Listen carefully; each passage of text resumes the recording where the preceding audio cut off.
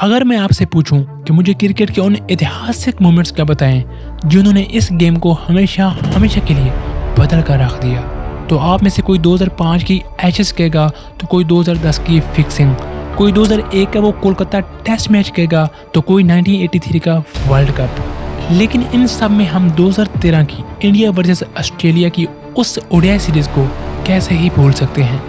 एक ऐसी सीरीज जिसने क्रिकेट खेलने की सोच और अप्रोच दोनों को बदल कर रख दिया। वो एक ऐसी सीरीज थी जिसके सामने आज की सो कॉल्ड बेसबॉल भी फीकी पड़ जाए। मतलब कि ऑस्ट्रेलियन ओडीआई टीम के इतिहास में अगर सही मायनों में किसी एक टीम ने एक ही सीरीज में उन्हें वाकई टक्कर दी और पूरी सीरीज में उनके लिए प्रॉब्लम और प्रेशर बनाए रखा, तो वो बिल्कुल यही सीरीज थी। जो Australian team Mitchell Johnson, Canton Nair, James Faulkner, Maxwell और क्लाइंट मैके जैसे बॉलर्स के होते हुए और स्कोर बोर्ड पर 350 प्लस रन होने के बाद भी ये सोचे अबे हम ये टोटल डिफेंड तो कर लेंगे ना। और जानते हैं ऑस्ट्रेलियन टीम में ये ट्रस्ट इश्यूज और उन्हें ड्रॉने सपने दिखाने वाले कोई और नहीं, सिर्फ और सिर्फ 3 युवा इंडियन प्लेयर्स थे। वो तीनों भाई ठान लेते थे कि तू नहीं तो मैं और मैं नहीं तो फिर तू, लेकिन शतक तो आएगा। दरअसल यही वो श्रृंखला थी जिसने रोहित को हिटमैन शर्मा, शेखर धवन को गब्बर और विराट कोहली को चेज मास्टर बनाया। उन तीनों का ऑस्ट्रेलियन पर इस कदर खौफ होता था कि वो ये फैसला ही नहीं कर पाते कि भाई ओपनर्स को आउट करें भी कि नहीं, क्योंकि उनके बाद वो आएगा जो हमें बाहर का रास्ता दिखाएगा। और जब तक उनमें से कोई एक भी क्रीज पर होता, ऑस्ट्रेलिया मानो मैच में ही नहीं होता।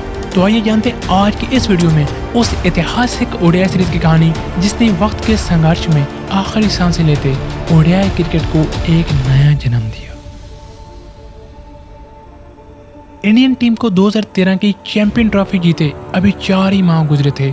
उनका कॉन्फिडेंस आसमान को छू रहा था और फिर इस सब के बीच में आई 7 मैचेस की वो ओडीआई सीरीज। पूरी क्रिकेट वर्ल्ड में जश्न का समा था, एक्साइटमेंट पीक पर थी, क्योंकि क्रिकेट की 2 दिग्गज टीमें उस गति के लिए आपस में भिड़ने वाली थी। और फिर पहला मैच शुरू हुआ और इंडियन टीम जैसे अचानक से आसमान से जमीन पर आ गई हो, क्योंकि ऑस्ट्रेलिया ने उन्हें 72 रन के बड़े मार्जिन से सिर्फ शिकस्त नहीं बल्कि चुनौती दी कि बेटा ये सीरीज तो तुम लोग भूल ही जाओ।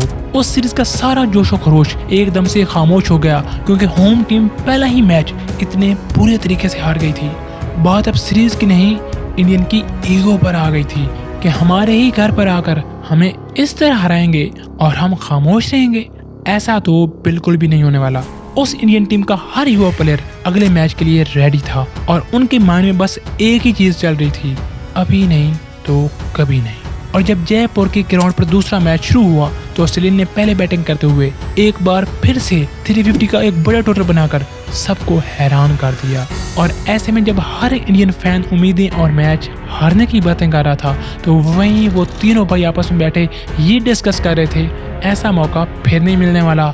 तो धवन ने पूछा कैसा मौका मेरे भाई? तो कोहली बोले अबे हम तीनों को एक ही मैच में एक साथ शतक लगाने का मौका, मतलब कि बड़ा टारगेट है, तीनों भाई मिलकर सेंचुरीज लगाएंगे। तो रोहित आगे से बोले ओके लेट्स डू इट। और उसके बाद जो ऑस्ट्रेलियन के साथ हुआ वो शायद उन्होंने ख्वाब में भी ना सोचा हो। मतलब कि इंडियन टीम ने ना सिर्फ वो टारगेट सिर्फ एक विकेट पर चेज कर दिया, उससे भी बड़ा जुल्म, वो भी सिर्फ 43 ओवर्स में। रोहित 141, धवन 95 और कोहली 100 ऑन जस्ट 52 बॉल्स। वो कोहली जिन्हें सहवाग हमेशा धीरे खेलने का गिला करते, आज उन्होंने ना सिर्फ उनका रिकॉर्ड तोड़ा बल्कि इंडियन ओडीआई क्रिकेट की फास्टेस्ट सेंचुरी भी बना डाली। सीरीज में वो जोश और जज्बा वापस आ चुका था। ईंट का जवाब पत्थर से दे दिया गया था और हवा में तीर छोड़ते ऑस्ट्रेलियन समझ चुके थे भाई साहब ये इतना इजी तो बिल्कुल भी नहीं होने वाला जितना हम समझ रहे थे। लेकिन इसके बाद भी वो ठहरे ऑस्ट्रेलियन। मतलब कि इस तरह की परेशानी और प्रेशर में तो वो और बीस्ट बनकर सामने आते हैं। उन्होंने उस हार को दिलो दिमाग पर नहीं सिर्फ ग्राउंड पर लिया और उसका हिसाब ग्राउंड पर ही चुकता करने का फैसला किया। और फिर तीसरे मैच में इंडियन टीम ने 303 रन का एक अच्छा टोटल बोर्ड पर लगाया, लेकिन वो उससे खुश बिल्कुल भी नहीं थे। एंड गेस व्हाट, ऑस्ट्रेलिया ने वो टारगेट चेज करके एक बार फिर से चुनौती लगाई, एक तुम्हारा एक हमारा। जीतेंगे अपने दम पर और हारेंगे भी तो अपनी शर्तों पर। इंडियन टीम एक बार फिर से डाउन थी क्योंकि सीरीज अब 2-1 हो चुकी थी। और फिर उनकी वो समस्याएं और बढ़ गईं जब अगले दोनों मैचेस बारिश की वजह से वॉश्ड आउट हो गए। अब सूरत हाल ये थी कि इंडिया को वो सीरीज जीतने के लिए अगले दोनों मैचेस किसी भी सूरत कैसे भी करके जीतने थे। नेक्स्ट मैच में ऑस्ट्रेलिया ने जॉर्ज बेली की उस तूफानी बारी की वजह से फिर से 350 का स्कोर बोर्ड पर लगा दिया। ऑस्ट्रेलियन आज ज्यादा कॉन्फिडेंट थे क्योंकि ऐसे टारगेट अब रोज रोज थोड़ी चीज होते हैं, लेकिन उन तीनों भाई साहब के इरादे तो उस दिन कुछ और ही थे। उन्होंने ठीक दूसरे मैच वाली चीज उस दिन भी रिपीट कर दी। इट फील्स लाइक जैसे उन दोनों मैचेस का स्क्रिप्ट, एक्शन, डायरेक्शन और कनेक्शन सब सेम था सिवाय एंडिंग के, क्योंकि आज एक छोर पर विराट अकेले खड़े थे उन दोनों पार्टनर्स के बगैर और उन्हें जीत के लिए अभी भी 100 से ज्यादा रन चाहिए थे। और ऐसे में उन्हें कंपनी मिली अपने captain the finisher MS Dhoni की।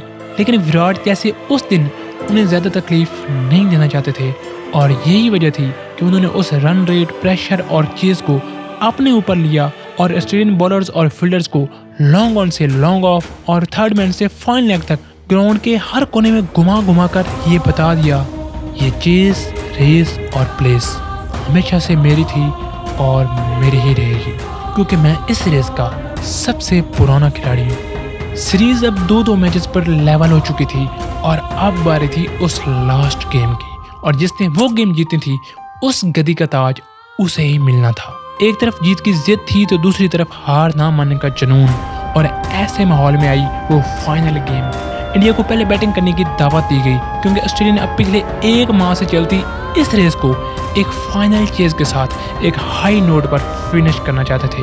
इंडियन ओपनर्स ने एक अच्छा स्टार्ट दिया और पहले विकेट गिरने के बाद क्रीज पर आए उस सीरीज के हीरो विराट कोहली। एक तरफ हिटमैन थे तो दूसरी तरफ मैडमैन, और सारी जनता आज उन दोनों से एक बड़ी पार्टनरशिप की उम्मीदें लगाए बैठी थी। लेकिन उसके बाद हुआ ये। There it is. Off the mark, he's pretty quick. Oh. He's out, run out. Yes and no situation. Virat खाता खोले बगैर ही रन आउट हो गए।